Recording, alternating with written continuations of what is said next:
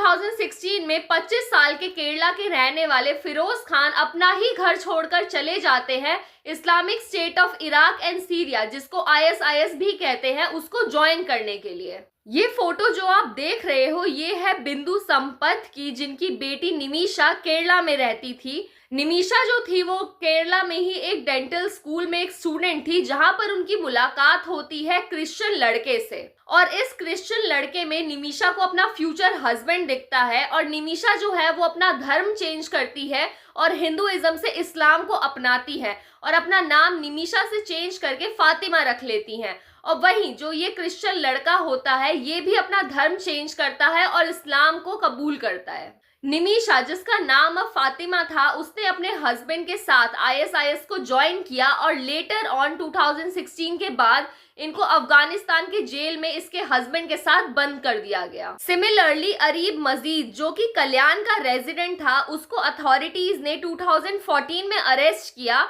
क्योंकि उसने इराक और सीरिया में ट्रैवल किया था इस ग्लोबल टेररिस्ट आउटफिट को ज्वाइन करने के लिए।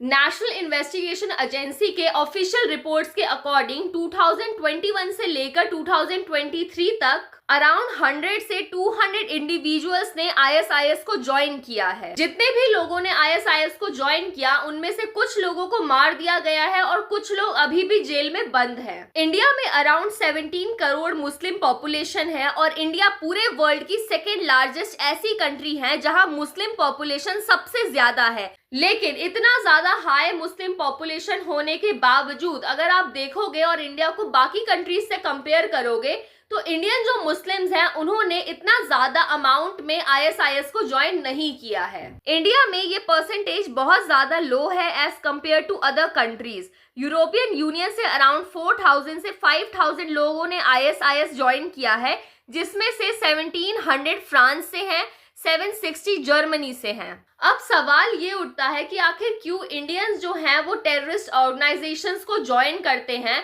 तो इसके मेनली दो फैक्टर्स हो सकते हैं, push factors and pull factors.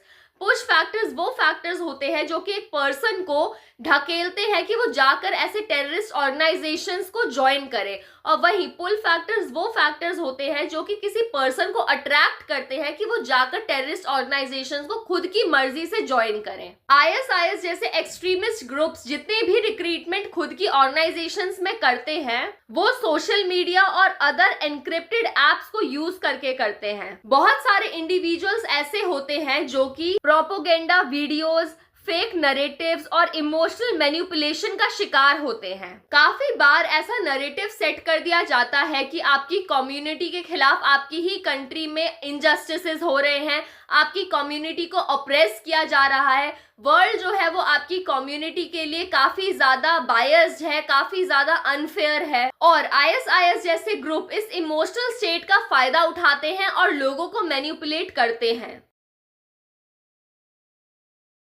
हमारी इंडियन गवर्नमेंट ने काफी ज्यादा एक्टिव स्टेप्स लिए हैं आईएसआईएस के रिक्रूटमेंट को ट्रैक करने के लिए और उसको रोकने के लिए। 2015 में इंडियन गवर्नमेंट ने ऑपरेशन चक्रव्यूह लॉन्च किया था, जिसके अंडर आईबी के जो ऑफिसर्स होते हैं वो लोगों को कॉल करते हैं और कहते हैं कि हम आईएसआईएस के रिक्रूटर हैं, और जो लोग इस ट्रैप में फंस जाते हैं, जो आईबी के ऑफिसर्स होते हैं, फिर वो ऐसे लोगों को ट्रैक करना शुरू करते हैं। आईबी ऑफिसर्स के इस स्टेप के चलते काफी ज्यादा लोग जो थे वो कंफ्यूज हो गए कि उनकी बात जो हो रही है वो एक्चुअली में एक आईएसआईएस के रिक्रूटर से हो रही है या फिर आईबी के ऑफिसर्स हैं जो उनको ट्रैप में फंसाने की कोशिश कर रहे हैं। वो इंडियंस जिन्होंने आईएसआईएस को ज्वाइन किया भी है उनकी खुद की कंडीशन काफी ज्यादा खराब है। आईएसआईएस के जो मेंबर्स हैं वो इंडियंस को एक अच्छा फाइटर नहीं मानते हैं और वो हमेशा से अरब के जो फाइटर्स होते हैं उनको प्राइम इंपॉर्टेंस देते हैं, और वहीं जो इंडियन फाइटर्स होते हैं उनको मेनली सुसाइड अटैक्स के लिए भेजते हैं।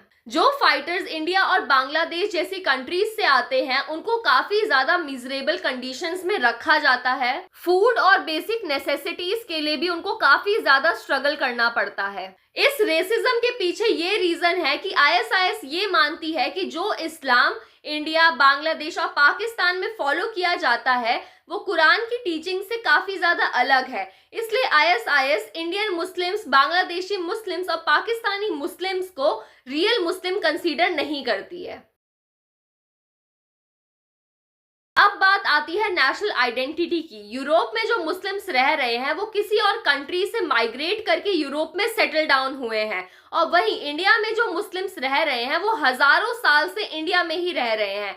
इस वजह से इंडियन मुस्लिम्स की जो नेशनल आइडेंटिटी है वो इंडिया से कनेक्टेड है। लेकिन क्या आईएसआईएस का खतरा कम हो गया है? तो इसका आंसर है बिल्कुल भी नहीं।